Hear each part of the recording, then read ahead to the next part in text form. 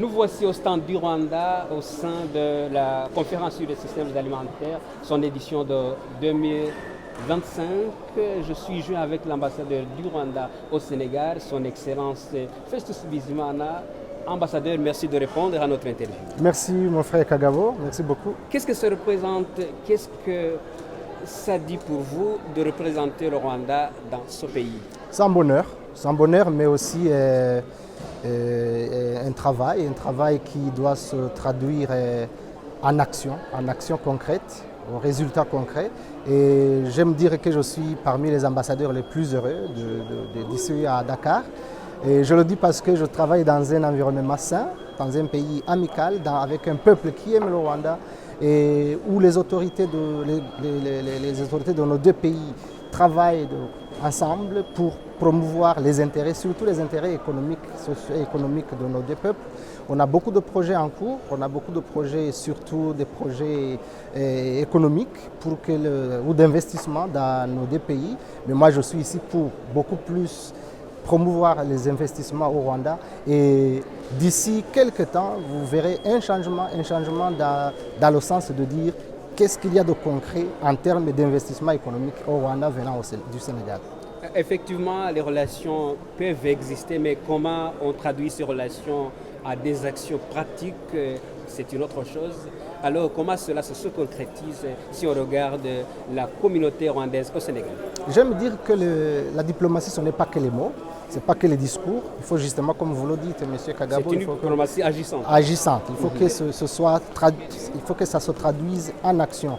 Et comme vous touchez par exemple le point intéressant de la communauté rwandaise au Sénégal, qui n'est pas une très grande communauté, mais qui est une communauté très active dans beaucoup de domaines, très active dans le domaine. Bon, d'abord, c'est une communauté professionnelle, des professionnels, constituée de professionnels à 85-90%, et tout ce monde-là qui travaille dans les organisations des Nations Unies, les ONG internationales, dans les institutions académiques, ils ont les moyens d'investir dans plusieurs domaines, les real estate, les hôtels. Tout le monde parle des projets économiques, des projets de construction surtout, mais aussi des projets sociaux, parce qu'il y a des gens qui sont toujours dans la nécessité et qui veulent aider les gens à sortir de leur situation et pour que leur situation soit beaucoup plus confortable. Je donnais l'exemple du Sangil Lunch, donc la campagne du Sangil Lunch. Partager le repas à l'école. Partage du repas à l'école, du repas de midi à l'école, pour qu'il y ait beaucoup plus d'élèves qui vont à l'école et qui n'abandonnent pas, pour qu'il y ait moins d'abandon.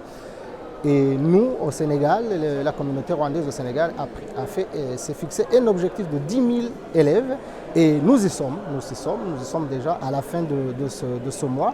On va transférer au Rwanda une somme correspondant à du Sangil Lunch de 10 000 élèves. Voilà, c'est ce que je peux dire au niveau de la communauté rwandaise de Dakar, mais une communauté vraiment active qui nous aide, qui aide aussi l'ambassade à promouvoir la bonne image du pays.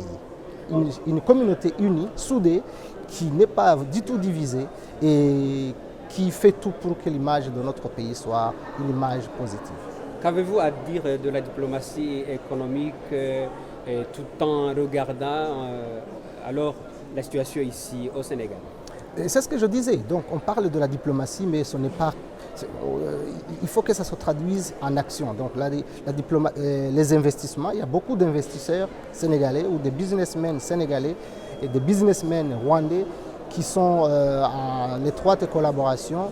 Je peux vous dire par exemple que je m'attends à une forte délégation des Sénégalais qui va aller au Rwanda d'ici la fin de ce mois pour l'exploration d'opportunités ou pour la finalisation des discussions avec leurs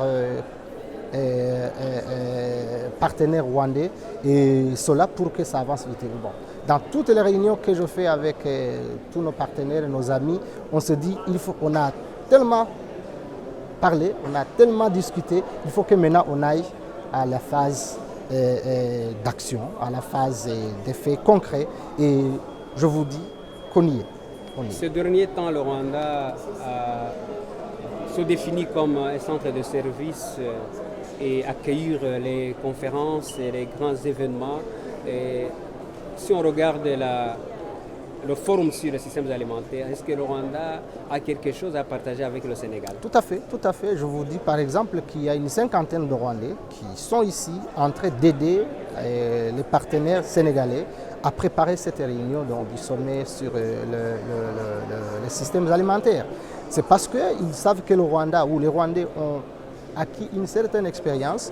Je discute souvent, j'ai eu beaucoup de réunions avec APIX. APIX, c'est l'agence de promotion d'investissement ici au Sénégal, qui a des discussions qui ont mené à une signature de convention, de MOU comme on dit, Memorandum of Understanding, entre le Aradibi et APIX ici. Il y a l'agence de promotion du tourisme qui est aussi en discussion avec les partenaires de Aradibi pour qu'on travaille ensemble. Donc c'est l'échange d'expériences. Donc il y a, si on a réussi quelque part, on partage avec nos frères africains et il est très heureux, je suis très heureux de voir que nos frères africains, surtout sénégalais, comprennent, savent qu'ils peuvent gagner quelque chose chez les Rwandais, que les Rwandais aussi peuvent gagner quelque chose chez les Sénégalais. C'est donc une coopération qui est fructueuse et qui va porter des fruits. C'est avec une joie délirante que je suis parvenu à conduire cette interview avec l'ambassadeur le plus heureux, comme il l'a souligné, l'ambassadeur Estes Bizimana. Merci pour l'interview, ambassadeur. Merci mon frère.